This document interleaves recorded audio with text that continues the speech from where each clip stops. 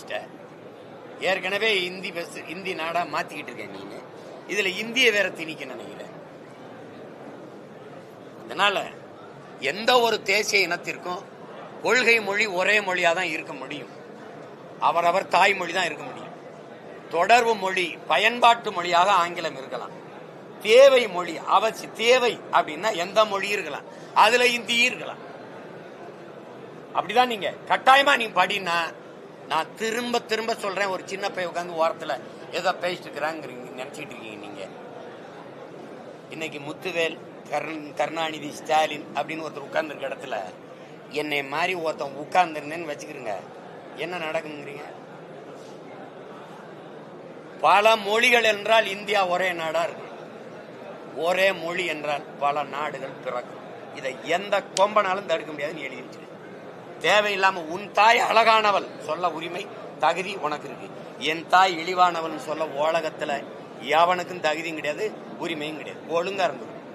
விரும்பினால் எம்மொழியும் கற்போம், ஆனால் எங்கள் மொழி கற்போம்.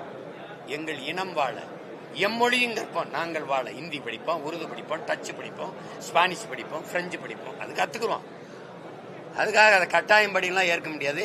அதனால இந்த புதிய கல்விக் கொள்கையை இவங்க ஏற்கலைன்னா அது வரவேற்கத்தக்கது. ஆனால் அதற்காக நீ காசு கொடுக்க முடியாது அப்படின்னா அது கொடுங்கோன்மை, ஆணவத்தின் திமிரு ஆட்டம். அது சரியில்லை. இப்ப எங்க ஐயா இருக்கிறதுனால அவர் ஏதோ இருக்கு. அப்படின்னா உனக்கு வரி வருவாயை பெருக்கி நீ மத்திய அரசுக்குன்னு நிதி ஏதுன்னு கேட்டா பதில் இருக்கா? நீங்க சொல்லுங்க, மத்திய அரசு எனக்கு நிதி தரல, உனக்கு நிதி ஏது? நான் கொடுத்ததானே, நான் கொடுத்துருக்கேன். எனக்கு முன்னாடி மகாராஷ்டிரா கொடுக்குது, அதுக்கப்புறம் கர்நாடகா கொடுக்குது. 4 மாநிலங்களை தான் நாங்கள் பெரும் வருவாயை பெருக்கிறோம். அது 2வது இடத்துல நான் இருக்கேன். என்னோட காசை எடுத்து வச்சுக்கிட்டு எனக்கு தரமாட்டேன்னு சொன்னா இது எப்படி, என்ன கருத்தில் எடுத்துக்கிறது, என்ன கவனத்தில் எடுத்துக்கிறது? இப்போ நீ எனக்கு தர முடியாது, அவ்வளவுதானே. நான் உனக்கு என் மாநிலத்திலிருந்து வரி வருவாய் தர முடியாது. அவசரமா ஒரு சட்டசபையை கூப்பிட்டு எல்லா உறுப்பினர் ஒப்புதலும் போட்டு இவன் எதை ஏற்கிறான், எதிர்க்கிறவன் ஏற்கிறவன் தெரிஞ்சிடும். எனக்கு வருவாய் நிதிநிலை அறிக்கையில எனக்கான உரிய நிதியை ஒதுக்கானாலும் பேசப்பட்டு எனக்கு இருக்கணும்னு பேசினா அது எவ்வளவு பெரிய அயோக்கியத்தன்மை பண்ணணும். சட்டசபை கூப்பிட்டு நமக்கு நிதிநிலை அறிக்கையில நம்மளை நிராகரிக்குது, நமக்கு வரி, நமக்கு உரிய நிதியை ஒதுக்கி தரமாட்டேங்குது, ஆசிரியர்களுக்கு சம்பளம் கொடுக்க முடியல, இவ்வளவு நெருக்கடியை நமக்கு உருவாக்குது.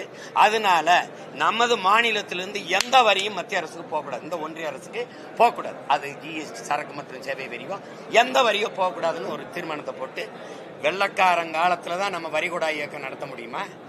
இந்த கொடுங்கொன்மை, இந்த கொள்ளக்கார ஆட்சி, இது கொள்ளை தானே. என் வரியை எடுத்துட்டு போயிட்டு எனக்கு தர முடியாதுன்னு சொல்றது கொள்ளையா? சாத்தியம் என்ன பண்ணி போயிருவேன்? நான் செய்யறேன், நீ என்ன பண்ணி போயிருவேன்? சாத்தியம் இல்லைன்னு எப்படி சொல்றீங்க? உனக்கு மட்டும் எப்படி இந்த அதிகார திமிரு வந்தது? உன்னுடைய ஆதிக்கம் என் மேல நீ அத்துமீறி இந்த மாதிரி செய்யும்னா என்னுடைய அரசு அதிகாரம் என்ன செய்ய, வேடிக்கை பார்த்துக்குமா? ஐயா சாமி நீங்க என்ன சொன்னாலும் கேட்கிறேன். அதுக்கா இது 8 கோடி மக்களினுடைய உரிமை பிரச்சனை, தன்மான பிரச்சனை, இது இனமான பிரச்சனை. இதை இங்க இருக்கிற ஆட்சியாளர்கள் செய்ய முடியாம புலம்பிக்கிட்டு என்ன செய்ய, இதை தர மறுக்கிறார்களே பாருங்கள், இது எப்படி செய்கிறார்கள், இந்த நிதியை நமக்கு புலம்பிக்கிட்டு இருக்கிறதுக்கு ஒரு அதிகாரம், அதுக்கு 40 பாராளுமன்ற உறுப்பினர்கள். இது கேவலம். தர முடியாது போய. ஒரு பெரிய மாநாட போடுவோம், பேரணி நடத்தும், எல்லாரும் கட்சி. கர்நாடகால எந்த ஒரு பொது பிரச்சனைக்கு கொடியை கீழே போட்டுறான், அவன் மாநில கொடியை தூக்கிடுறான். நடக்குதுல்ல? பொதுவா நிப்போம், எல்லாரும் நிப்போம். ஒரு வரி, ₹1 வரி போகாது ஒன்றிய இந்திய அரசுக்கு. இல்ல, முடிஞ்சு போச்சு.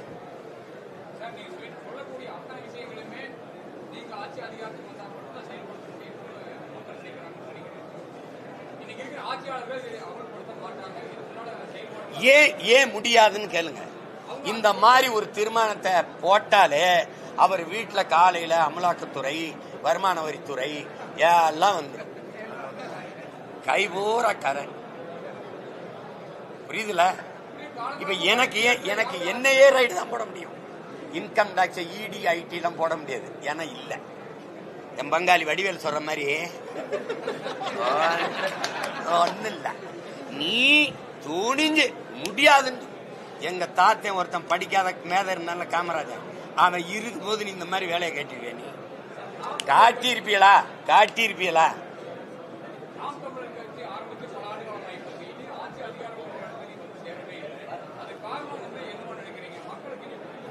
நீங்க எனக்கு வாக்கு செலுத்தினீங்களா?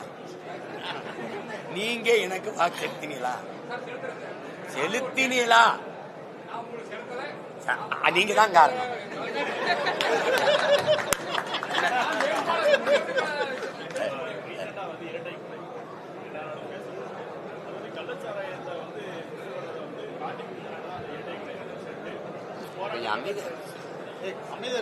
ஒரு தடவை சொன்ன பத்திரிகை அமைதியா இருக்கணும் கூட கேளுங்க.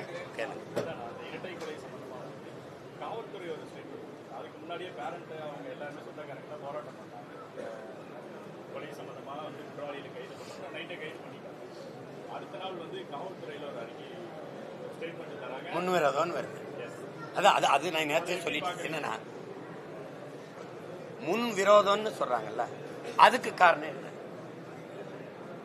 அந்த கேள்வியை நீங்க தான் கேட்கணும், ஊடகவியலாளர்கள். ஆனா அதையும் நாங்களே கேட்க வேண்டியிருக்கு. முன் விரோதம், சரி, முன் விரோதம் ஏற்கிறோம், அதுக்கு காரணம் என்ன? அதுக்கு காரணம் இந்த கள்ளச்சாராயம் தான். அதானே உண்மை.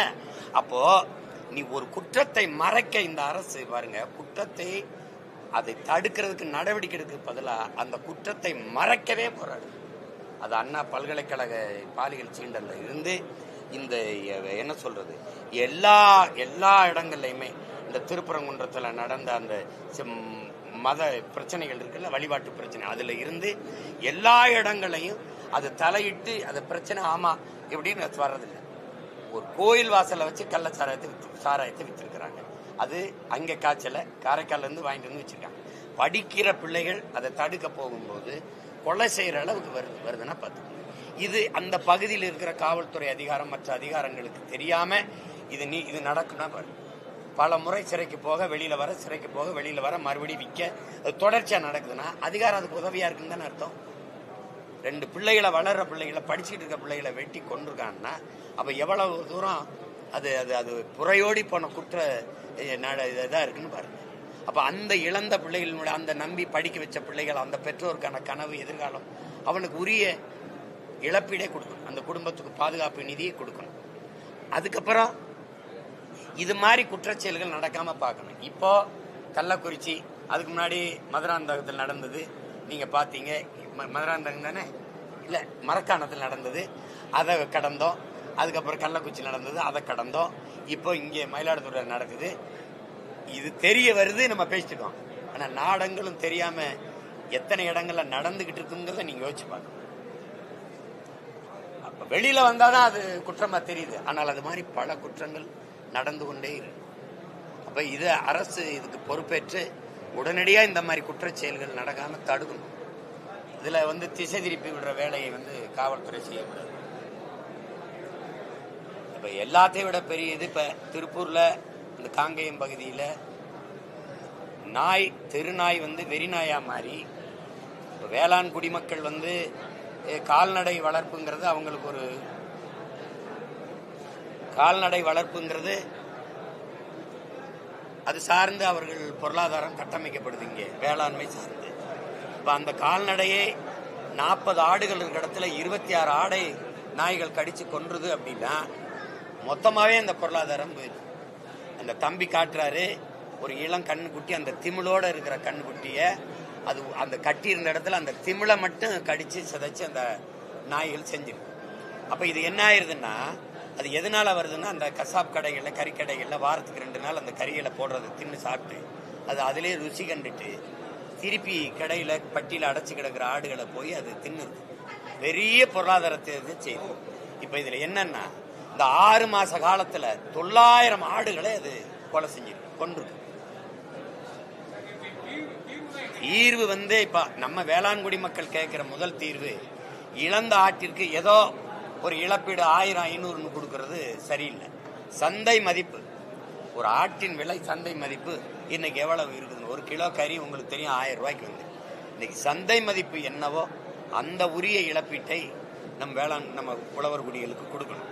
திருப்பி இந்த நாய்கள் வந்து இதை வந்து இது அதில் ஒரு கொரிய இது பண்ணா இந்த ஆடை கடிச்சு தின்றுன்னு ஒரு நாயை அடித்து கொண்டு புதைச்சிடுறாங்க. அதை ஒரு தம்பி எடுத்து போட்டுறாரு போல. ஹரியானாவில் இருந்து அந்த உயிர் காப்ப இந்த விலங்குகள் நலத்திலிருந்து வந்து 21 பேர் மேலே வழக்கு அப்படின்னா 900 ஆடுகளை நாய் கடிச்சு கொன்னது மேலே இல்லாத நடவடிக்கை ஒரு நாயை கொன்னதுன்னா எல்லா உயிர்களையும் நேசிக்கிறதா நம்ம மாண்பு. ஆனால் அந்த உயிர் இன்னொரு உயிரை தாக்கி அளிக்கும்னா அதை தடுக்க வேண்டிய பொறுப்பும் கடமையும் அரசுக்கு இருக்கு. அதுதான் நியாயம். திராவிட மாடல் ஆட்சியில வந்து அதுதான் நியாயம். அது அதை எல்லாத்தையும் நீங்க எனக்கிட்டே தான் முறையிடுறீங்களே ஒழிய இதுதான் கொடுமைங்கிறது. பாதிக்கப்பட்டு நிக்கிற விவசாயி பக்கத்துல நிக்க வேண்டிய அதிகாரம் வந்து இப்ப என்னன்னா ஒரு நாய்க்கு இருக்கிற மதிப்பு நமக்கு இல்லையாடான்னு வந்து விளங்குதா? அதை அரசு கவனத்தில் எடுக்கணும். அந்த வெறி நாய்களை அப்புறப்படுத்துறதுக்கு வேற இடத்துக்கு கொண்டு போறதுக்கு அதுக்கு அல்லது விலங்கியல் காப்பகங்களை ஒப்படைச்சு அதை சரி பண்றதுக்கு பார்க்கணும். இல்லைன்னா ஒவ்வொரு நாளும் இரவுலையும் வேளாண்குடி மக்கள் பதட்டத்தோடு இருக்க முடியாது. இந்த ரத்தத்தை சுவைச்சு பழகி இந்த நாய்கள் ஆடு கிடைக்கலன்னா தெருவில் விளையாடுற பிள்ளைகளை கடிக்கும். நீங்க பாக்குறீங்க இந்த மாதிரி குழந்தைகளுடைய குறவலையை கடிக்கிறது இதெல்லாம் வெளியில மக்கள் நடமாட முடியாது. ரொம்ப கோரமான நிகழ்வுக்கு கொண்டு போய் விட்டோம். அதை அரசு கவனத்தில் எடுத்து உடனடியாக அதை எடுக்கணும். இழந்த வேளாண்குடி மக்களுக்கு உரிய இழப்பீடை கொடுக்கணும். சும்மா ஒரு 2000 கொடுத்தேன் 3000 கொடுத்தேன் 26 ஆடை இழந்தவருக்கு 10,000 கொடுத்து என்ன பண்ணுவாங்க? உரிய இழப்பீடை கொடுக்கணும். அதுதான் என்னுடைய கருத்து. நீதிமன்றத்தில் வந்து சார்லஸ் அப்படிங்கிற வழக்கறிஞர் வந்து சீமானுக்கு தடையை விதிக்கணும். காரணம் வந்து அந்த பிரபாகரன் அவருடைய படத்தை வந்து அரசியல் ஆதாயத்துக்காக பயன்படுத்தினாரு. உங்களுக்கு தடை விதிக்கணும்னு அவர் மனு தாக்கல் பண்ணியிருக்காங்க. அது எப்படின்னா சில பேர் இந்த பாட்டு எழுதி புகழ் பெறுபவர் ஒருவர், அதுல குற்றம் கண்டுபிடித்து புகழ் பெறுபவர் ஒருவர். இப்ப நீங்க பேசுறீங்கல்ல, அவர் யாருன்னு உங்களுக்கு தெரியுமா? யாருன்னு தெரியுமா? தெரியாது. இப்ப ஏன் அவர் பேசுறீங்கன்னா என் மேல இப்படி ஒரு வழக்க போட்டதுனால ஒரு கவனத்தை இழுத்து நானும் ஒரு ஆளுன்னு காட்டிக்கிறேன். இது ஒரு நோய் சமூகத்துல, இது ஒரு நோய். சீமானை திட்டுவது, சீமானை பத்தி பேசினா 4 பேர் கவனிக்கிறான், 4 பேர் பேசுறான். இப்ப பல பேருக்கு படியிலக்கிற மகாராஜாவே நான் தான். அவனை சிவனை ஓதுறானோ இல்லையோ சீமானை ஓதிட்டு தான் படிக்கிறான். நமச்சிவாய வாழ்கன்னு சொல்றானோ இல்லையோ சீமான் நாசமா போகன்னு சொல்லி தான் படிக்கிறான். இது ஒரு கூட்டம் இருக்கு. அதுல இது ஒரு கூட்டம், ஒரு பைத்தியக்காரத்தனம். அதெல்லாம் வழக்குனா வழக்கா எதிர்கொள்ளும்.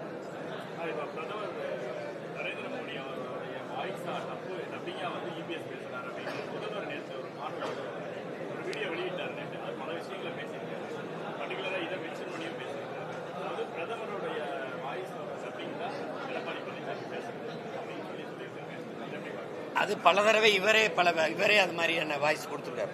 அதுக்கு முன்னாடி இவர் தான் அதுக்கு டப்பிங் ஆர்டிஸ்டா இருந்திருக்காரு.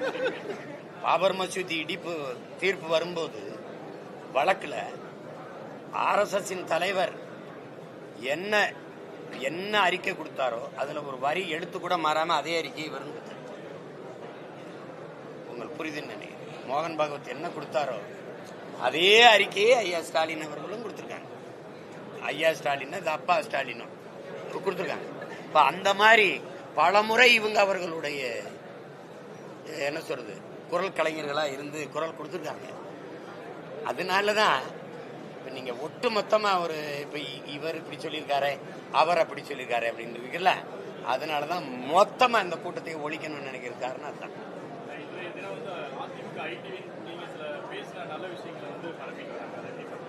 எது அது நான் உண்மையிலே அவங்க என்ன பரப்புறது, நான் தான் உலகம் முறை கொண்டு போய் சேர்த்துட்டேனே. உண்மையிலேயே அந்த தைப்பூசத்துக்கு எங்கள் இறை தமிழ் இறை உங்களுக்கு தெரியும். எத்தனை ஆயிரம் ஆண்டுகளுக்கு மூத்த ஒரு இனம் நாங்க. எங்களுக்கான இறைகள் எதுன்னு தெரியும். நீங்க விநாயகர் சதுர்த்திக்கு இருந்தது, குருநானக்கு இருந்தது, மகாவீர் ஜெயந்தி கூட இருந்தது, ஆயுத பூஜை சரஸ்வதி பூஜைக்கெல்லாம் பொது விடுமுறை இருந்தது.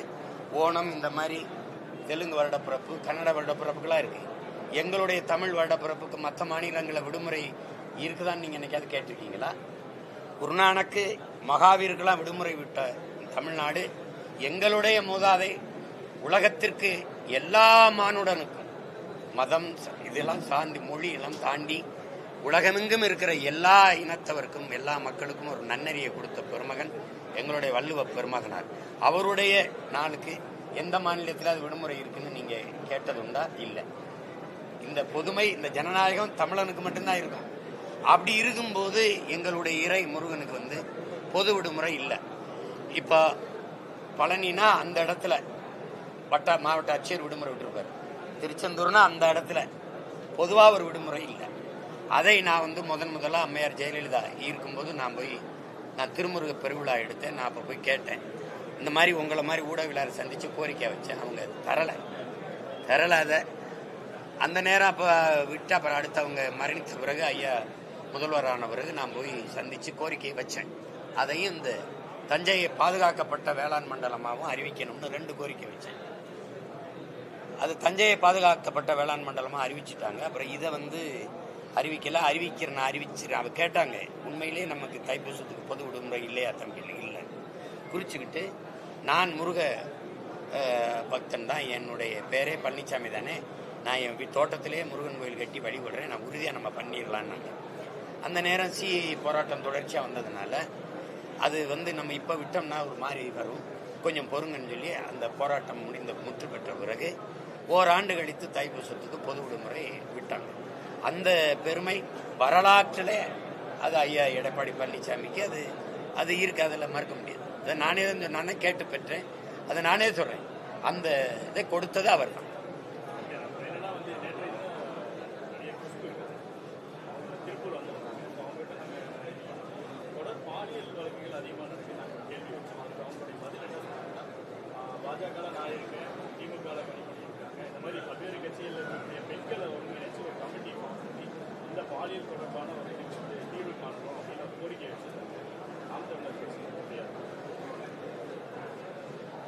அது வைக்கலாம், அது வைக்க பாதிப்புக்கு ஆளான பிறகு நம்ம அதை எடுத்து பேச முடியுமே ஒழிய தடுக்கணும்னா கடும் சட்டம் தான். இப்போ நம்ம நிலம் நம்ம உளமாற ஒத்துக்கணும், போதை களமா மாறிடுச்சு, போதை நிறைந்த ஒரு நிலமா மாறிடுச்சு. அது திரவ வடிவத்தில் மட்டும் இல்லை, அது மாத்திரைகள், அது அஞ்சல் தலை போல, அது கஞ்சா, அவின், கொக்கைன், வாய்க்கு வராத மெத்தப்பட்ட மைன் அப்படிலாம் ஏகப்பட்ட பேர் சொல்றாங்க. அந்த மாதிரி அது பள்ளிக்கூடங்கள், கல்லூரி வளாகங்கள், வழிபாட்டு தலங்கள் எல்லாம் அது விற்பனை கூடமாக அதை மாத்திட்டாங்க. இப்போ இந்த இடத்துல கடும் நடவடிக்கை எடுத்து இதை ஒழிக்காம இந்த குற்றச்செயலில் ஈடுபடுகிறவனுக்கு ஒரு சிறை 90 நாளில் பிணை அப்படிங்கும்போது அந்த குற்றம் தொடரும். கடும் சட்டம் அப்படி வராத வரை இது ஒழியாது. உங்களுக்கு புரியுது? நீங்க அமைப்பு போடலாம், அமைப்பு போட்டா பாதிக்கப்பட்ட பெண்களுக்காக பேசலாம். பெண்கள் போய் இந்த அமைப்பு போய் எப்படி தடுக்கும்? குற்றம் நிகழ்ந்த பிறகுதான் பேச முடியும். நிகழ்வை எப்படி தடுக்கும்? அது கடும் சட்டம். எப்படின்னா மரணமயம் ஒன்றுதான் மனிதனை ஒழுங்குக்கு கொண்டு வருது உங்களுக்கு. அப்ப அது வேற வழி கிடையாது, அதை தவிர வேற வழி கிடையாது.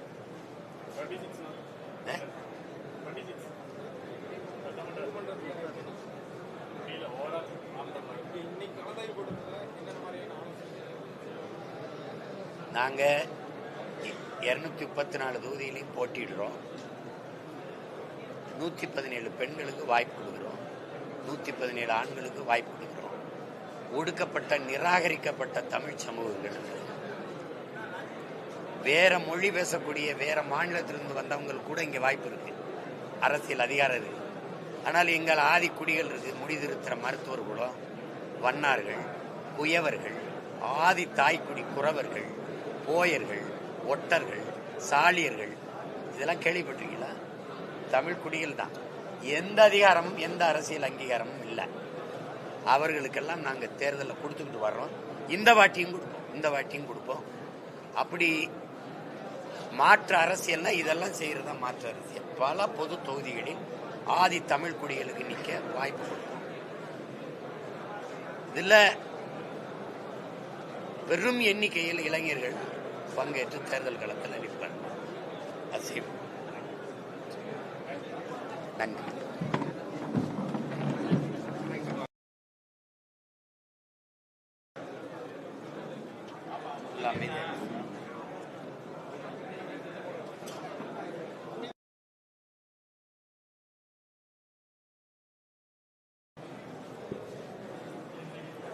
26 வர இருக்கிற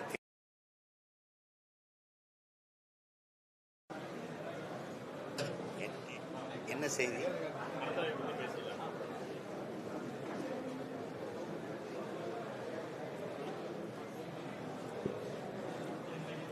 இருபத்தாறு வர இருக்கிற தேர்தலை எப்படி எதிர்கொள்றதுங்கிற ஒரு கலந்தாய்வு தான்.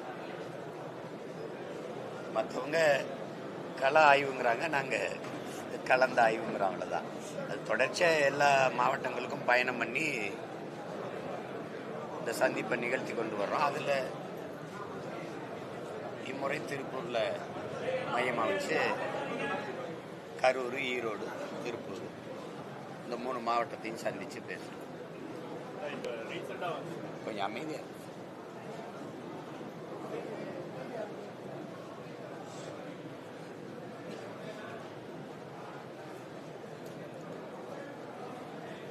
அரங்கத்துக்குள்ள அமைதியா இருந்தேன்னு சொல்லுங்க.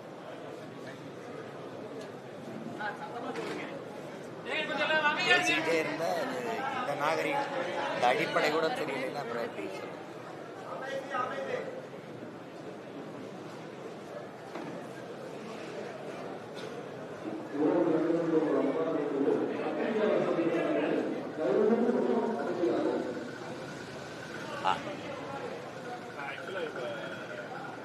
மோடி சந்திப்பு அதை எப்படி பாக்குறீங்க? அதுல வந்து விகடன் வந்து ஒரு போஸ்டர் வெளியிடுறாங்க. அதாவது மோடியுடைய கையும் கால்களும் விலங்கு காலில் இது பண்ணி கையெழுத்து வாங்குறாங்க. இப்போ அந்த போஸ்டரோட தொடர்ச்சியை வந்து விகடனுடைய இணையபக்கத்தை வந்து முடக்கிட்டாங்க. அதை எப்படி பாக்குறீங்க? இந்த ட்ரம்ப் நம்ம மக்களை எல்லாம் வெளியேற்றுறாருல, அதை விட கொடுமையானது இந்த விகடன் வலைத்தளத்தை முடக்கிறதுங்கிறது. இந்தியாவின் முதன்மை பொறுப்பில் இருக்கிற மகன் யாருன்னா மோடி அவர்கள் தான், நாட்டின் பிரதம அமைச்சர். அவரை வந்து அவர் நாட்டு குடிகளை வந்து வலுக்கட்டாயமாக திருப்பி விலங்கிட்டு அனுப்புனதுங்கிறது அவருக்கே இட்ட விலங்கு தான். அப்படிதான் நீங்க பார்க்கணும். அது இப்ப என் குடிகளுக்கு ஒரு துயரம்னா அது எனக்கான துயரம்னு பார்க்குறவங்க சரியான தலைவராக இருக்க முடியும். அப்ப அதை குறியீடா வச்சு நீங்க வந்து அவங்க ஒரு கருத்து படத்தை போடுறாங்க. அந்த கருத்து படத்தையே தாங்கிக்க முடியல அப்படின்னா தன் நாட்டு குடிகளை வலுக்கட்டாயமா கைவிலங்கோட போட்டு இரவுடரவா திருப்பி அனுப்புனதை விடவா இது ரொம்ப அசிங்கமா போயிடுச்சு. ஒரு நாட்டை ஆளுகிற தலைவருக்கு, இந்த நாட்டின் முதன்மை அமைச்சருக்கு தன் நாட்டு குடிகளுக்கு ஏற்பட்ட இழிவை விடவா இது இழிவு? அதுக்கு இந்த வலைத்தளத்தை நீங்க மூடினீங்கன்னா என்ன ஒரு சுதந்திரம்ங்கிற சொல்லுக்கு என்ன அர்த்தம் இருக்கு? பேசக்கூடாது, எழுதக்கூடாது, எந்த கருத்தும் சொல்லிடக்கூடாது, அநீதி நடந்தா எதிர்த்து போராடிடக்கூடாது. இதுக்கு எதுக்கு இந்த சுதந்திரத்தை நாங்க போராடி பெறணும்? சுதந்திரம்ங்கிற அந்த சொல்லுக்கு தான் விளக்கம் தான் என்ன? இது எல்லாம் சேர்ந்து தானே நாட்டுக்கும் மக்களுக்குமான சுதந்திரம். இதுல அவமானப்படுத்திட்டாங்க அப்படின்னா உங்க நாட்டு மக்களை கைவிலங்கோடு ஆண்கள் பெண்கள் எல்லாம் திருப்பி அனுப்புனதுல உங்களுக்கு அவமானம் வரலையா? ஒரு கருத்து அவ்வளவுதானே. அதுக்காக போய் அந்த வலைத்தளத்தையே மூடுறது அவர் ஒரு புகழ்பெற்ற ஒரு, உங்களுக்கு தெரியுது எவ்வளவு காலமா இருக்கிற ஒரு நிறுவனம், ஒரு அதை போய் அது எனக்கு என்னமோ அந்த வலைத்தளத்தை முடக்கினது விகடனுக்கு ஏற்பட்ட அவமானமாவோ இழிவாவோ நான் கருதல. இந்த செயல் ரொம்ப இழிவா இருக்குது. இது எப்படி எடுத்துக்கிறதுனே புரியல. இதை கூட தாங்கிக்க முடியாத ஒரு தலைமை எப்படி உயர்ந்த பொறுப்புக்கு வருது? ஒரு ஏச்சு பேச்சு, அவமானம், கேவலம், ஏளனம் இதையெல்லாமே தாங்க முடியாத மனப்பக்குவத்துல தான் இந்த நாட்டின் முதன்மை தலைவர்கள் நீங்க இருக்கிறீங்களா? சொல்லுங்க.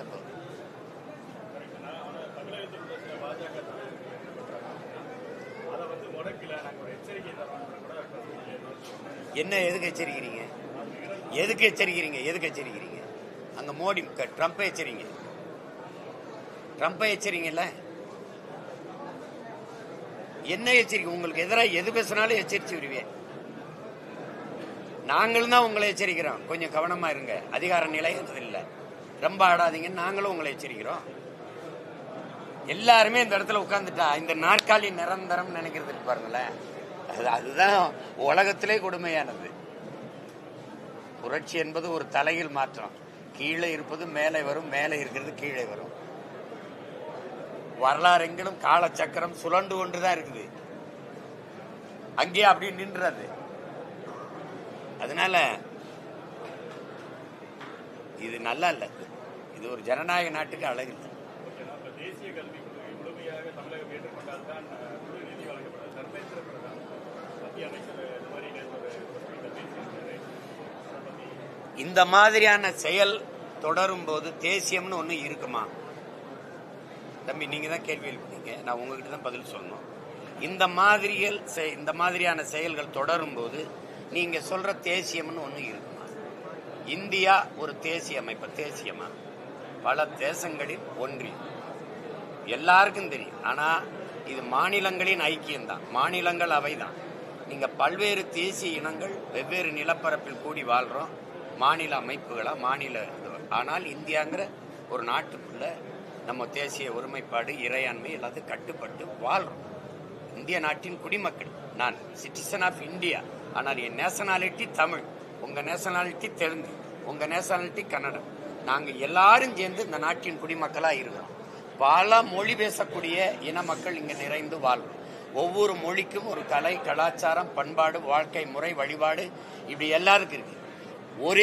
ஒரே இனத்துக்குள்ள, நாங்க தமிழர்களுக்குள்ள ஒரே சமூகம் அமைப்புங்கிற சாதிய குடி கட்டமைப்பு தேவர் அப்படின்னு வச்சுக்கிறோங்க, முக்குளம்னு 3 இதுல 3 விதமான சடங்கு முறைகள் இருக்கு. கல்லர் அக்கா மகளை திருமணம் பண்ணுவோம், மறவர் அக்கா மகளை பண்ண மாட்டோம், சேர்வார் அகமுடையர் அக்கா மகளை திருமணம் பண்ணுவோம். இங்க திருமண முறை ஒண்ணு, அங்க திருமண முறை ஒண்ணு. இங்க வழிபாட்டு முறை ஒண்ணு, அங்க வழிபாட்டு முறை ஒண்ணு. உங்களுக்கு விளங்குதா?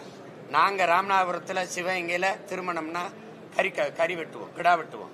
கல்லர்கள் அங்க சைவம் போடுவாங்க. இப்ப இந்த ஒரு குடிக்குள்ளேயே இவ்வளவு கலாச்சார வாழ்க்கை இந்த முறைகள் இருக்கும்போது நீ எல்லாம் முடிச்சுக்கிட்டு ஒரே சட்டம், என் சட்டையும் உன் சட்டையுமே ஒன்னா இல்ல, என் சாப்பாடும் உன் சாப்பாடுமே ஒன்னா இல்ல. நீ காஞ்ச வரட்டி தின்ற சப்பாத்தி திம்ப, நான் அதை திங்க மாட்டேன். இது கட்டாயமா சாப்பிடுனா. பல மொழி பேசக்கூடிய மக்களினுடைய நாடு இது. அந்த எல்லா மக்களினுடைய மொழிவழி தேசிய இனங்களுக்கும் முன்னுரிமை கொடுக்கணும். அதனால் அம்பேத்கர் அரசியல் சாசனத்தை வகுக்கும் போது இதுக்கு முன்னாடி இது இருந்தது இல்லை, நாம உருவாக்குறோம். ஆனால் இந்தியா ஒன்றுபட்ட ஒரு தேசமாக, ஒரு நாடாக, ஒருமைப்பாடு மிக்க ஒரு நாடாக இருக்கணும்னா எல்லா மொழிவழி மாநிலங்களுக்கும் முன்னுரிமை கொடுக்கப்படணும்னு சொல்லிட்டு தான் எழுதுனது. அந்த வரைவை உருவாக்குறாங்க. அது கொடுக்கப்படுதா? உன் மும்மொழி கொள்கை, நீ ஒரு புதிய கல்விக் கொள்கைன்னு சொல்ற, அதுல என்ன இருக்குது? என்ன இருக்குது? 10ஆம் வகுப்பு 12ஆம் வகுப்பு அந்த இடத்திலேயே என் பிள்ளைகளுக்கு மன முதிர்ச்சி இல்ல. தேர்வுல தோற்றுட்டா தற்கொலை பண்ணிருதா இல்லையா? நீட்டு தேர்வு எழுதிட்டு தோற்றுவோமோங்கிற அச்சத்திலே இறந்துருது என் பிள்ளை.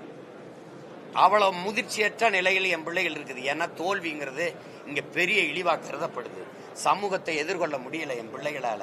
உடன்படித்த தோழர் தோழிகள், பெற்றோர்கள், உறவினர்களை சந்திக்க முடியாம மன உளைச்சல்ல மரண முடிவுக்கு போயிடும், வாழ்க்கையை முற்று வைக்கிறதுக்கு போயிடும். இந்த சூழல்ல நீ 3ஆம் வகுப்புல பொதுத்தேர்வு, 5ஆம் வகுப்புல பொதுத்தேர்வு, 8ஆம் வகுப்புல பொதுத்தேர்வுங்கிற 8 வயசுலதான் கல்வியிலேயே உலகத்துல தலை சிறந்த நாடா இருக்கிற தென்கொரியா, உலகத்திலே முதலிடத்தில் இருக்கிற நாடு 8 வயசுலதான் என் பிள்ளைகளை 1ஆம் வகுப்புலயே சேர்க்குது. நீ 8 வயசுல பொதுத்தேர்வு எழுத சொல்ற. ஒருவேளை என் பிள்ளை தோத்துருச்சுன்னா அந்த பிஞ்சு நெஞ்சுக்குள்ள ஒரு நஞ்சு விதை விழுந்து பள்ளிக்கூடம் போறதுக்கு, கல்வினாவே ஒரு கசப்பு ஏற்பட்டு அதோட அந்த வாழ்க்கை பொசிங்கிருமா இல்லையா? நான் கேட்கறதுக்கு நீங்க கேள்வி கேட்டு நான் அண்ணன் பதில் சொல்றேன். நான் கேட்கறது பொசிங்கிருமா இல்லையா? 12ஆம் வகுப்புலயே தோத்தா என் பிள்ளை தாங்க முடியலன்னா 3ஆம் வகுப்பு, 5ஆம் வகுப்பு, 8ஆம் வகுப்பு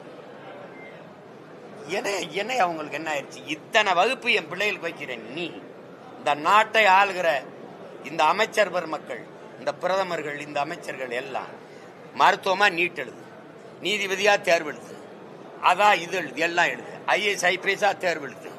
இந்த பிள்ளைகளா 8ஆம் 9ஆம் எல்லாத்திலையும் தேர்வு எழுது. நீ என்ன தேர்வு எழுதுற?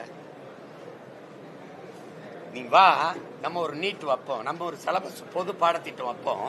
நான் சட்டமன்ற உறுப்பினர் ஆயிட்டேன், அது பிரச்சனை இல்லை. நான் பாராளுமன்ற உறுப்பினர் ஆயிட்டேன், அது பிரச்சனை இல்லை. ஆனால் அதிகாரத்துக்கு அமைச்சரவையில் அமைச்சராகி ஆளுமை செலுத்தணும், நிர்வாகம் செய்யணும்னா அதுக்கு ஒரு தேர்வு வை, ஒரு தேர்வு. உலக இலக்கியம், வரலாறு, பொருளாதாரம், வேளாண்மை, சூழியல் இதெல்லாம் சேர்த்து ஒரு பாடத்திட்டமா வச்சு இதை படிச்சு ஒரு தேர்வை வச்சு அதுல தேர்ச்சி பெற்றவன் அதிக மதிப்பெண் வாங்குறவன் பிரதமர். என்ன நான் சொல்றது, அதிக இது பண்றவன் உள்துறை அமைச்சர். அதிகமா வர்றதா அப்படி வச்சா யாராவது இந்த நாட்டுல இப்ப இருக்கிறவங்களுக்கு தலைவராக தகுதி வந்துருமான்னு பாருங்க. அப்படி ஒரு முறை வந்தா அறிவார்ந்த தலைமையை நாட்டுக்கு வந்துடும். மக்களும் நிம்மதியா இருக்கலாம். அப்படி இருக்கா? நீ பள்ளிக்கூடத்துக்கே போகல, படிக்கல, பார்த்து படிக்கும் போதே 18 பிள்ளை, பாலியல் பலாத்காரத்தே பாலியல் பலகாரம்ங்கிறவங்க அதிகாரத்தை வச்சுக்கிட்டு நீ எங்களை சேட்டை பண்ணிக்கிட்டு இதை எழுது அதை எழுது.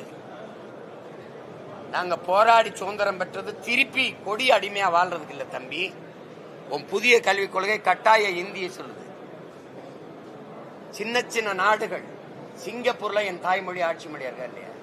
என் தாய் நாடா சிங்கப்பூர்ல என் தாய்மொழியில வணிக நிறுவனங்கள்ல பெயர் பலகை இருக்கா இல்லையா? சிங்கப்பூர் மலேசியால இருந்து என் நாட்டுக்கு வரும்போது தமிழ்ல அறிவிப்பு இருக்கா இல்லையா? அரபு நாடுகள்ல இருந்து வரும்போது இருக்கா இல்லையா? ஜப்பான்ல தொடர்வண்டி பயண சீட்டுல என் தாய்மொழியில அச்சிடப்பட்டிருக்கா இல்லையா? ஓ நாட்டுல இருக்கா? தலைநகர் சங்கம் வைத்து தமிழ் வளர்த்த மதுரைக்கு தமிழ்நாட்டின் தலைநகர்ல இருந்து நான் விண்ணூர்தியில பறந்தால் தமிழ் அறிவிப்பு இருக்கா?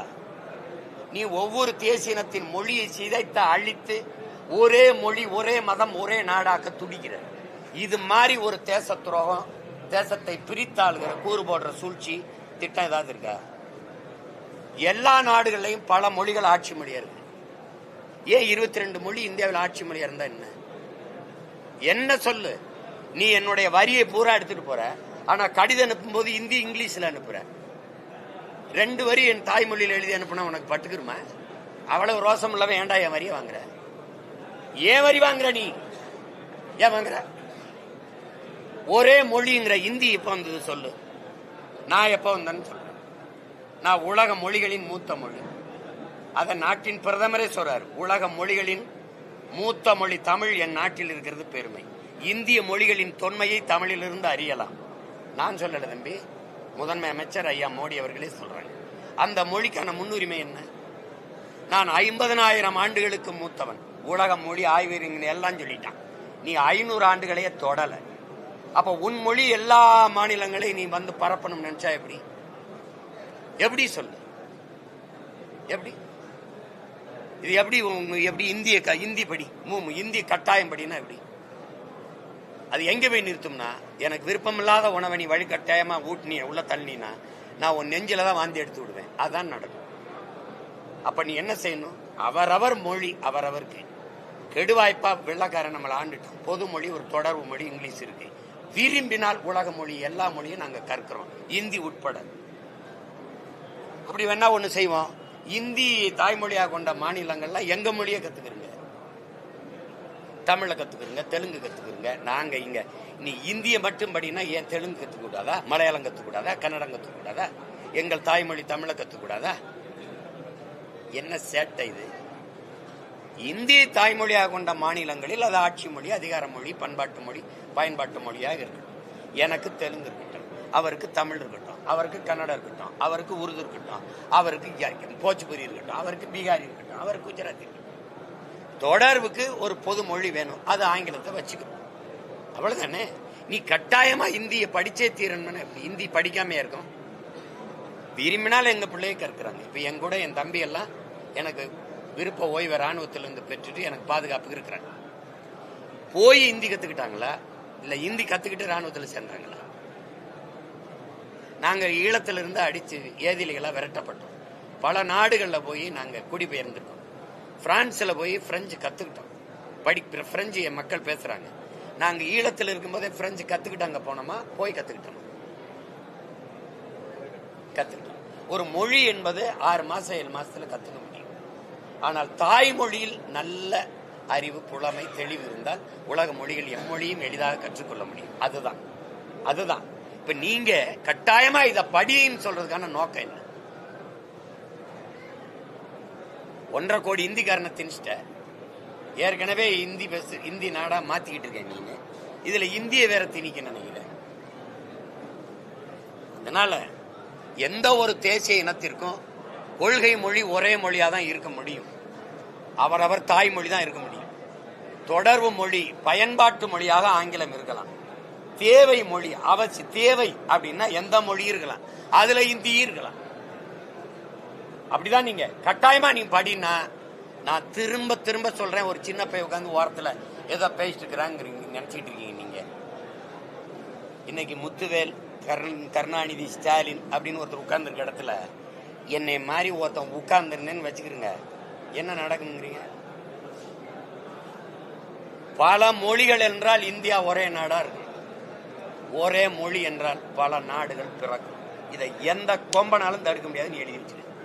தேவையில்லாம உன் தாய் அழகானவள் சொல்ல உரிமை, தகுதி உனக்கு இருக்கு. என் தாய் இழிவானவள் சொல்ல உலகத்துல எவனுக்கும் தகுதியும் கிடையாது, உரிமையும் கிடையாது. ஒழுங்கா இருந்தது. விரும்பினால் எம்மொழியும் கற்போம், ஆனால் எங்கள் மொழி கற்போம். எங்கள் இனம் வாழ எம்மொழியும் கற்போம். நாங்கள் வாழ இந்தி படிப்போம், உருது படிப்போம், டச்சு படிப்போம், ஸ்பானிஷ் படிப்போம், பிரெஞ்சு படிப்போம். அது கத்துக்கிறோம். அதுக்காக அதை கட்டாயம் படிலாம் ஏற்க முடியாது. அதனால இந்த புதிய கல்விக் கொள்கையை இவங்க ஏற்கலைன்னா அது வரவேற்கத்தக்கது. ஆனால் அதற்காக நீ காசு கொடுக்க முடியாது அப்படின்னா அது கொடுங்கோன்மை, ஆணவத்தின் திமிரு ஆட்டம். அது சரியில்லை. இப்ப எங்க ஐயா இருக்கிறதுனால அவர் ஏதோ இருக்கு. அப்படின்னா உனக்கு வரி வருவாயை பெருக்கி நீ மத்திய அரசுக்குன்னு நிதி ஏதுன்னு கேட்டா பதில் இருக்கா? நீங்க சொல்லுங்க, மத்திய அரசு எனக்கு நிதி தரல, உனக்கு நிதி ஏது? நான் கொடுத்ததானே, நான் கொடுத்துருக்கேன். எனக்கு முன்னாடி மகாராஷ்டிரா கொடுக்குது, அதுக்கப்புறம் கர்நாடகா கொடுக்குது. 4 மாநிலங்களை தான் நாங்கள் பெரும் வருவாயை பெருக்கிறோம். அது 2வது இடத்துல நான் இருக்கேன். என்னோட காசை எடுத்து வச்சுக்கிட்டு எனக்கு தரமாட்டேன்னு சொன்னா இது என்ன கருத்தில் எடுத்துக்கிறது, என்ன கவனத்தில் எடுத்துக்கிறது? இப்போ நீ எனக்கு தர முடியாது, அவ்வளவுதானே. நான் உனக்கு என் மாநிலத்திலிருந்து வரி வருவாய் தர முடியாது. அவசரமா ஒரு சட்டசபையை கூப்பிட்டு எல்லா உறுப்பினர் ஒப்புதலும் போட்டு இவன் எதை ஏற்கிறான், எதிர்க்கிறவன் ஏற்கிறவன் தெரியும். எனக்கு வருவாய் நிதிநிலை அறிக்கையில எனக்கான உரிய நிதியை ஒதுக்கானாலும் பேசப்பட்டு எனக்கு இருக்கணும்னு பேசினா அது எவ்வளவு பெரிய அயோக்கியத்தன்மை பண்ணணும். சட்டசபை கூப்பிட்டு நமக்கு நிதிநிலை அறிக்கையில நம்மளை நிராகரிக்குது, நமக்கு வரி, நமக்கு உரிய நிதியை ஒதுக்கி தரமாட்டேங்குது, ஆசிரியர்களுக்கு சம்பளம் கொடுக்க முடியல, இவ்வளவு நெருக்கடியை நமக்கு உருவாக்குது. அதனால நமது மாநிலத்திலிருந்து எந்த வரியும் மத்திய அரசுக்கு போகக்கூடாது, இந்த ஒன்றிய அரசுக்கு போகக்கூடாது. அது ஜிஎஸ்டி, சரக்கு மற்றும் சேவை வரியோ எந்த வரியோ போகக்கூடாதுன்னு ஒரு தீர்மானத்தை போட்டு, வெள்ளக்காரங்காலத்துலதான் நம்ம வரிகொடா இயக்கம் நடத்த முடியுமா? இந்த கொடுங்கோன்மை, இந்த கொள்ளக்கார ஆட்சி, இது கொள்ள தானே. என் வரியை எடுத்துட்டு போயிட்டு எனக்கு தர முடியாதுன்னு சொல்றது கொள்ளையா? சாத்தியம் என்ன பண்ணி போயிருவேன்? நான் செய்யறேன் என்ன பண்ணி போயிருவேன்? சாத்தியம் இல்லைன்னு எப்படி சொல்றீங்க? உனக்கு மட்டும் எப்படி இந்த அதிகார திமிரு வந்தது? உன்னுடைய ஆதிக்கம் என் மேல நீ அத்துமீறி இந்த மாதிரி செய்யும்னா என்னுடைய அரசு அதிகாரம் என்ன செய்ய? வேடிக்கை பார்த்துக்குமா? ஐயா சாமி நீங்க என்ன சொன்னாலும் கேட்கிறேன். அதுக்கா இது 8 கோடி மக்களினுடைய உரிமை பிரச்சனை, தன்மான பிரச்சனை, இது இனமான பிரச்சனை. இதை இங்க இருக்கிற ஆட்சியாளர்கள் செய்ய முடியாம புலம்பிக்கிட்டு என்ன செய்ய, இதை தர மறுக்கிறார்களே பாருங்கள், இது எப்படி செய்கிறார்கள், இந்த நிதியை நமக்கு புலம்பிக்கிட்டு இருக்கிறதுக்கு ஒரு அதிகாரம், அதுக்கு 40 பாராளுமன்ற உறுப்பினர்கள். இது கேவலம். தர முடியாது போய. ஒரு பெரிய மாநாட போடுவோம், பேரணி நடத்துவோம், எல்லாரும் கட்சி. கர்நாடகால எந்த ஒரு பொது பிரச்சனைக்கு கொடியை கீழே போட்டுறான், அவன் மாநில கொடியை தூக்கிடுறான். நடக்குதுல்ல? பொதுவா நிப்போம், எல்லாரும் நிப்போம். ஒரு வரி, ₹1 வரி போகாது ஒன்றிய இந்திய அரசுக்கு. இல்ல, முடிஞ்சு போச்சு.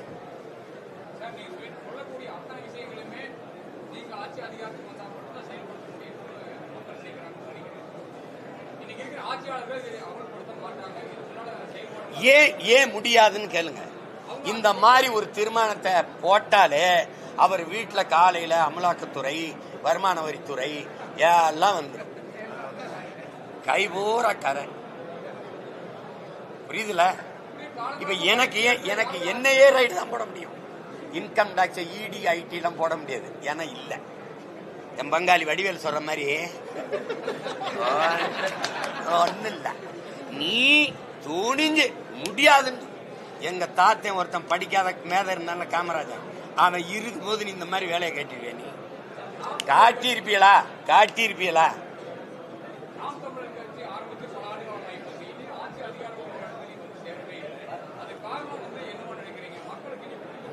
நீங்க எனக்கு வாக்கு செலுத்தினீங்களா?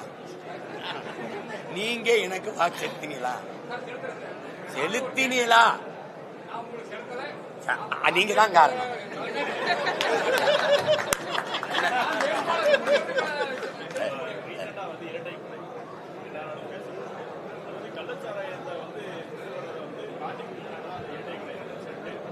கொஞ்சம் அமைதியா ஒரு தடவை சொன்ன பத்திரிகை அமைதியா இருக்கணும்னு கூட தெரியும். கேளுங்க கேளுங்க. காவல்துறை ஒரு ஸ்டேட்மெண்ட், அதுக்கு முன்னாடியே பேரண்ட் அவங்க எல்லாருமே சொந்தக்காரங்க போராட்டம் பண்ணாங்க. கொலை சம்பந்தமா வந்து குற்றவாளிகளை கைது பண்ணாங்க, நைட்டே கைது பண்ணிட்டாங்க. அடுத்த நாள் வந்து காவல்துறையில ஒரு அறிக்கை ஸ்டேட்மெண்ட் தராங்க. முன்விரோதம்னு வருது. அதான் அது நான் நேரத்தையே சொல்லிட்டு என்னன்னா, முன் விரோதம்னு சொல்றாங்கல்ல, அதுக்கு காரணம் என்ன? அந்த கேள்வியை நீங்க தான் கேட்கணும், ஊடகவியலாளர்கள். ஆனா அதையும் நாங்களே கேட்க வேண்டியிருக்கு. முன் விரோதம், சரி முன் விரோதம் ஏற்கிறோம், அதுக்கு காரணம் இல்லை. அதுக்கு காரணம் இந்த கள்ளச்சாராயம் தான். அதானே உண்மை. அப்போ நீ ஒரு குற்றத்தை மறைக்க இந்த அரசு பாருங்க, குற்றத்தை அதை தடுக்கிறதுக்கு நடவடிக்கை எடுக்க பதிலா அந்த குற்றத்தை மறைக்கவே போறாரு. அது அண்ணா பல்கலைக்கழக பாலியல் சீண்டல்ல இருந்து இந்த என்ன சொல்றது, எல்லா இடங்கள்லையுமே இந்த திருப்பரங்குன்றத்துல நடந்த அந்த மத பிரச்சனைகள் இருக்குல்ல, வழிபாட்டு பிரச்சனை, அதுல இருந்து எல்லா இடங்களையும் அது தலையிட்டு அது பிரச்சனை ஆமா எப்படின்னு வர்றதில்லை. ஒரு கோயில் வாசலை வச்சு சாராயத்தை வித்திருக்கிறாங்க. அது அங்க காய்ச்சல காரைக்கால்ல இருந்து வாங்கிட்டு வந்து வச்சிருக்காங்க. படிக்கிற பிள்ளைகள் அதை தடுக்க போகும்போது கொலை செய்யற அளவுக்கு வருதுன்னா பார்த்து, இது அந்த பகுதியில் இருக்கிற காவல்துறை அதிகாரம் மற்ற அதிகாரங்களுக்கு தெரியாம இது நடக்கும்னா பாரு. பல முறை சிறைக்கு போக வெளியில வர, சிறைக்கு போக வெளியில வர, மறுபடியும் விற்க, அது தொடர்ச்சியா நடக்குதுன்னா அதிகாரம் அதுக்கு உதவியா இருக்குன்னு தானே அர்த்தம். 2 பிள்ளைகளை, வளர்ற பிள்ளைகளை, படிச்சுட்டு இருக்க பிள்ளைகளை வெட்டி கொண்டிருக்காங்கன்னா அப்ப எவ்வளவு தூரம் அது அது அது புறையோடி போன குற்ற இதா இருக்குன்னு பாருங்க. அப்ப அந்த இழந்த பிள்ளைகளோட, அந்த நம்பி படிக்க வச்ச பிள்ளைகள், அந்த பெற்றோருக்கான கனவு எதிர்காலம், அவனுக்கு உரிய இழப்பீடே கொடுக்கணும், அந்த குடும்பத்துக்கு பாதுகாப்பு நிதியை கொடுக்கணும். அதுக்கப்புறம் இது மாதிரி குற்றச்செயல்கள் நடக்காம பார்க்கணும். இப்போ கள்ளக்குறிச்சி, அதுக்கு முன்னாடி மதுராந்தகத்தில் நடந்தது நீங்க பாத்தீங்க. மதுராந்தகம் தானே, இல்ல மரக்காணத்தில் நடந்தது, அதை கடந்தோம்.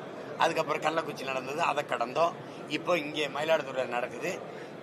இது தெரிய வருது, நம்ம பேசிட்டுக்கோம்.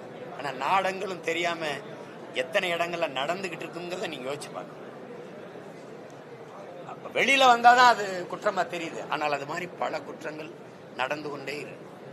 அப்ப இது அரசு இதுக்கு பொறுப்பேற்று உடனடியா இந்த மாதிரி குற்றச் செயல்கள் நடக்காம தடுக்கணும். இதுல திசை திருப்பி விடுற வேலையை காவல்துறை செய்யக்கூடாது. இப்ப எல்லாத்தையும் விட பெரிய இது, இப்ப திருப்பூர்ல இந்த காங்கேயம் பகுதியில நாய், தெருநாய் வெறிநாயா மாறி, இப்ப வேளாண் குடிமக்கள் கால்நடை வளர்ப்புங்கிறது அவங்களுக்கு ஒரு கால்நடை வளர்ப்புங்கிறது அது சார்ந்து அவர்கள் பொருளாதாரம் கட்டமைக்கப்படுது. இங்கே வேளாண்மை சார்ந்து இப்ப அந்த கால்நடையே 40 ஆடுகள் இருக்கிற இடத்துல 26 ஆடை நாய்கள் கடிச்சு கொன்றுது அப்படின்னா மொத்தமாவே அந்த பொருளாதாரம் போயிருக்கு. அந்த தம்பி காட்டுறாரு, ஒரு இளம் கண்ணுக்குட்டி, அந்த திமிழோட இருக்கிற கண்ணுக்குட்டிய அது அந்த கட்டி இருந்த இடத்துல அந்த திமிழை மட்டும் கடிச்சு சிதைச்சு அந்த நாய்கள் செஞ்சிருக்கு. அப்ப இது என்ன ஆயிருதுன்னா, அது எதனால வருதுன்னா, அந்த கசாப் கடைகள்ல, கறிக்கடைகள்ல வாரத்துக்கு 2 நாள் அந்த கறிகளை போடுறது தின்னு சாப்பிட்டு அது அதிலே ருசி கண்டுட்டு திருப்பி கடையில பட்டியல அடைச்சு கிடக்கிற ஆடுகளை போய் அது தின்னுது. பெரிய பொருளாதாரத்தை செய்யுது. இப்ப இதுல என்னன்னா, இந்த 6 மாச காலத்துல 900 ஆடுகளை அது கொலை செஞ்சிருக்கு, கொண்டிருக்கு. தீர்வு இப்ப நம்ம வேளாண்குடி மக்கள் கேட்கிற முதல் தீர்வு, இழந்த ஆட்டிற்கு ஏதோ ஒரு இழப்பீடு 1000 500 கொடுக்கறது சரியில்லை. சந்தை மதிப்பு, ஒரு ஆட்டின் விலை சந்தை மதிப்பு இன்னைக்கு எவ்வளவு இருக்குது? 1 கிலோ கறி உங்களுக்கு தெரியும் 1000 ரூபாய்க்கு இன்னைக்கு சந்தை மதிப்பு என்னவோ அந்த உரிய இழப்பீட்டை நம்ம உழவர் குடிகளுக்கு கொடுக்கணும். திருப்பி இந்த நாய்கள் இதை அதுல ஒரு கொரிய இது பண்ணா, இந்த ஆடை கடிச்சு தின்றுன்னு ஒரு நாயை அடிச்சு கொண்டு புதைச்சிடுறாங்க. அதை ஒரு தம்பி எடுத்து போட்டுறாரு போல. ஹரியானால இருந்து அந்த உயிர் காப்ப இந்த விலங்குகள் நலத்திலிருந்து 21 பேர் மேல வழக்கு அப்படின்னா 900 ஆடுகளை நாய் கடிச்சு கொன்னது மேல இல்லாத நடவடிக்கை ஒரு நாயை கொன்னதுன்னா எல்லா உயிர்களையும் நேசிக்கிறதா நம்ம மாண்பு.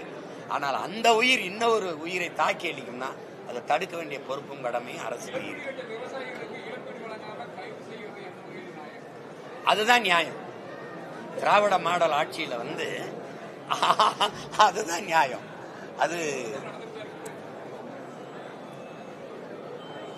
அதை எல்லாத்தையும் நீங்க எனக்கிட்டே தான் முறையிடுறீங்களே வெளிய.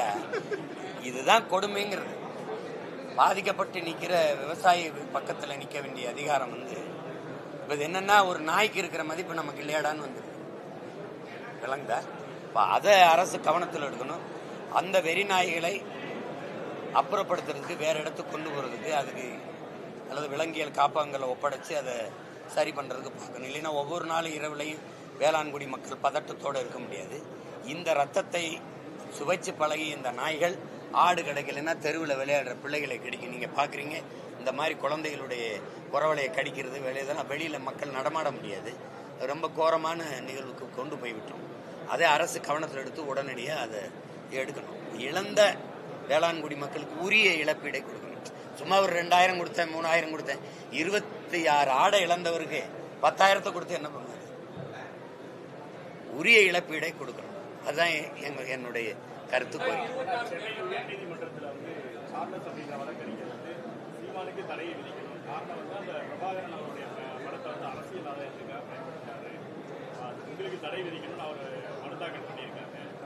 அது எப்படின்னா சில பேர் இந்த பாட்டெழுதி புகழ் பெறுபவர் ஒருவர், அதுல குற்றம் கண்டுபிடித்து புகழ் பெறுபவர் ஒருவர். இப்ப நீங்க பேசுறீங்கல்ல, அவர் யாருன்னு உங்களுக்கு தெரியுமா?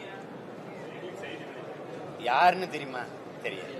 இப்ப ஏன் அவர் பேசுறீங்கன்னா என் மேல இப்படி ஒரு வழக்க போட்டதுனால ஒரு கவனத்தை இழுத்து நானும் ஒரு ஆளுன்னு காட்டிக்கிறேன். இது ஒரு நோய் சமூகத்துல. இது ஒரு நோய். சீமானை திட்டுவது, சீமானை பத்தி பேசினா 4 பேர் கவனிக்கிறான், 4 பேர் பேசுறான்.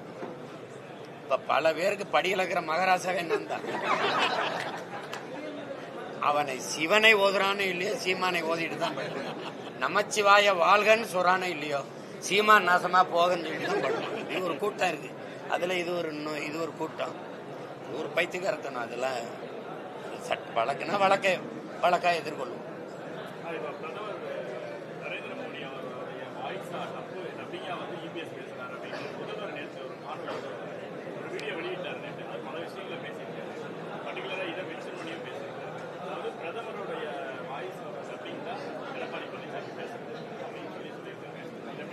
அது பல தடவை இவரே அது மாதிரியான வாய்ஸ் கொடுத்துருக்காரு. அதுக்கு முன்னாடி இவர் தான் அதுக்கு டப்பிங் ஆர்டிஸ்டா இருந்திருக்காரு. பாபர் மசூதி இடிப்பு தீர்ப்பு வரும்போது வழக்குல RSS தலைவர் என்ன அறிக்கை கொடுத்தாரோ அதுல ஒரு வரி எழுத்து கூட மாறாம அதே அறிக்கையை இவர் கொடுத்தார். உங்களுக்கு புரியுதுன்னு நினைக்கிறேன். மோகன் பாகவத் என்ன கொடுத்தாரோ அதே அறிக்கையை ஐயா ஸ்டாலின் அவர்களும் கொடுத்திருக்காங்க. ஐயா ஸ்டாலின் அப்பா ஸ்டாலினும் கொடுத்திருக்காங்க. இப்ப அந்த மாதிரி பலமுறை இவங்க அவர்களுடைய என்ன சொல்றது குரல் கலைஞர்களா இருந்து குரல் கொடுத்திருக்காங்க. அதனாலதான் இப்ப நீங்க ஒட்டு மொத்தமா இப்ப இவர் இப்படி சொல்லியிருக்காரு, அவர் அப்படி சொல்லியிருக்காரு அப்படின்னு இருக்குல்ல. அதனாலதான் மொத்தமா இந்த கூட்டத்தை ஒழிக்கணும்னு நினைக்கிற காரணம் அதுதான்.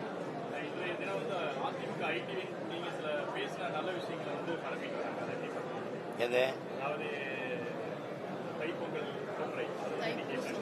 அது நான் உண்மையிலே அவங்க என்ன பரப்புறது, நான் தான் உலகம் முறை கொண்டு போய் சேர்த்துட்டேன்னு. உண்மையிலேயே அந்த தைப்பூசத்துக்கு எங்கள் இறை தமிழ் இறை உங்களுக்கு தெரியும். எத்தனை ஆயிரம் ஆண்டுகளுக்கு மூத்த ஒரு இனம் நாங்க. எங்களுக்கான இறையில் எதுன்னு தெரியும். நீங்க விநாயகர் சதுர்த்திக்கு இருந்தது, குருநானக்கு இருந்தது, மகாவீர் ஜெயந்தி கூட இருந்தது, ஆயுத பூஜை சரஸ்வதி பூஜைக்கெல்லாம் பொது விடுமுறை இருந்தது. ஓணம் இந்த மாதிரி தெலுங்கு வருடப்பிறப்பு கன்னட வருடப்பிறப்புகளா இருக்கு. எங்களுடைய தமிழ் வருடப்பிறப்புக்கு மற்ற மாநிலங்கள விடுமுறை இருக்குதான்னு நீங்க என்னைக்காவது கேட்டிருக்கீங்களா? குருநானக்கு மகாவீருக்கெல்லாம் விடுமுறை விட்ட தமிழ்நாடு எங்களுடைய மூதாதை உலகத்திற்கு எல்லா மானுடனுக்கும் மதம் இதெல்லாம் சார்ந்து மொழி எல்லாம் தாண்டி உலகமெங்கும் இருக்கிற எல்லா இனத்தவருக்கும் எல்லா மக்களுக்கும் ஒரு நன்னறியை கொடுத்த பெருமகன் எங்களுடைய வள்ளுவ பெருமகனார். அவருடைய நாளுக்கு எந்த மாநிலத்தில் அது விடுமுறை இருக்குன்னு நீங்க கேட்டது உண்டா? இல்லை. இந்த பொதுமை, இந்த ஜனநாயகம் தமிழனுக்கு மட்டும்தான் இருக்கும். அப்படி இருக்கும்போது எங்களுடைய இறை முருகனுக்கு வந்து பொது விடுமுறை இல்லை. இப்போ பழனினா அந்த இடத்துல மாவட்ட ஆட்சியர் விடுமுறை விட்டுருப்பார். திருச்செந்தூர்னா அந்த இடத்துல பொதுவாக ஒரு விடுமுறை இல்லை. அதை நான் வந்து முதல்ல அம்மையார் ஜெயலலிதா இருக்கும்போது நான் திருமுருக பெருவிழா எடுத்தேன். நான் அப்போ போய் கேட்டேன், இந்த மாதிரி உங்களை மாதிரி ஊடகவியலாளரை சந்தித்து கோரிக்கை வச்சேன். அவங்க தரலை. அதை அந்த நேரம் அப்போ விட்டு அப்புறம் அடுத்து அவங்க மரணித்த பிறகு ஐயா முதல்வரான பிறகு நான் போய் சந்தித்து கோரிக்கை வச்சேன். அதையும் இந்த தஞ்சையை பாதுகாக்கப்பட்ட வேளாண் மண்டலமாகவும் அறிவிக்கணும்னு 2 கோரிக்கை வச்சேன். அது தஞ்சையை பாதுகாக்கப்பட்ட வேளாண் மண்டலமாக அறிவிச்சிட்டாங்க. அப்புறம் இதை வந்து அறிவிக்கிறேன். அதை கேட்டாங்க, உண்மையிலே நமக்கு தைப்பூசத்துக்கு பொது விடுமுறை இல்லையா தம்பி? இல்லை. குறிச்சுக்கிட்டு நான் முருக பக்தன் தான், என்னுடைய பேரே பழனிசாமி தானே, நான் என் தோட்டத்திலே முருகன் கோயில் கட்டி வழிபடுறேன், நான் உறுதியாக நம்ம பண்ணிடலான்னாங்க. அந்த நேரம் சிஐ போராட்டம் தொடர்ச்சியாக வந்ததுனால அது வந்து நம்ம இப்போ விட்டோம்னா ஒரு மாதிரி வரும், கொஞ்சம் பொறுங்கன்னு சொல்லி அந்த போராட்டம் முற்று பெற்ற பிறகு ஓராண்டு கழித்து தைப்பூசத்துக்கு பொது விடுமுறை விட்டாங்க. அந்த பெருமை வரலாற்றில் அது ஐயா எடப்பாடி பழனிசாமிக்கு அது இருக்கு, அதில் மறுக்க முடியாது. அதை நானே கேட்டு பெற்றேன், அதை நானே சொல்றேன். அந்த இதை கொடுத்தது அவர் தான்.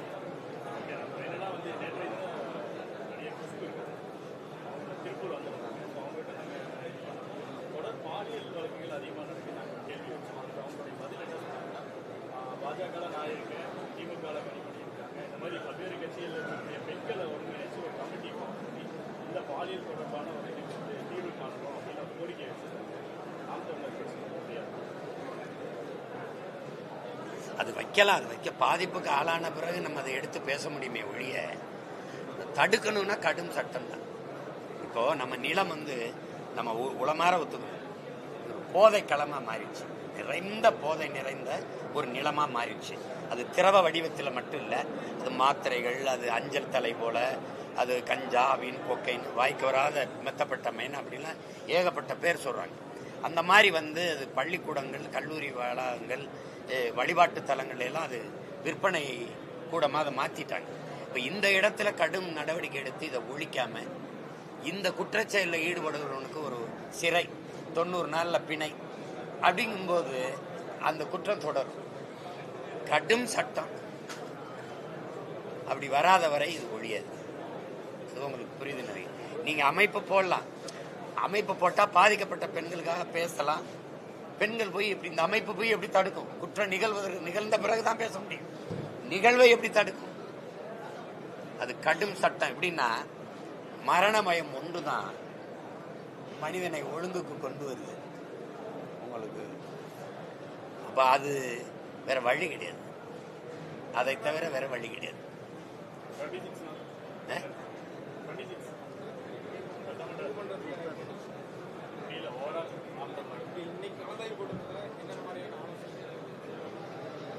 நாங்கள் 234 தொகுதியிலையும் போட்டிடுறோம்.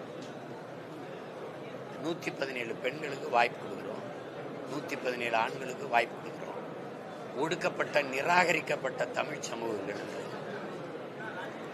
வேற மொழி பேசக்கூடிய வேற மாநிலத்திலிருந்து வந்தவங்களுக்கு கூட இங்கே வாய்ப்பு இருக்கு, அரசியல் அதிகாரம் இருக்கு. ஆனால் எங்கள் ஆதி குடிகள் இருக்கு, முடிதிருத்துற மருத்துவர் குலம், வண்ணார்கள், குயவர்கள், ஆதி தாய்க்குடி குறவர்கள், போயர்கள், ஒட்டர்கள், சாலியர்கள், இதெல்லாம் கேள்விப்பட்டிருக்கீங்களா? தமிழ் குடிகள் தான். எந்த அதிகாரமும் எந்த அரசியல் அங்கீகாரமும் இல்லை. அவர்களுக்கெல்லாம் நாங்கள் தேர்தலில் கொடுத்துக்கிட்டு வர்றோம். இந்த வாட்டியும் கொடுப்போம். அப்படி மாற்று அரசியல்னா இதெல்லாம் செய்யறதா மாற்று அரசியல். பல பொது தொகுதிகளில் ஆதி தமிழ் குடிகளுக்கு நிற்க வாய்ப்பு கொடுப்போம். இதுல பெரும் எண்ணிக்கையில் இளைஞர்கள் பங்கேற்று தேர்தல் களத்தில் நிற்பார். அது செய்வோம். நன்றி.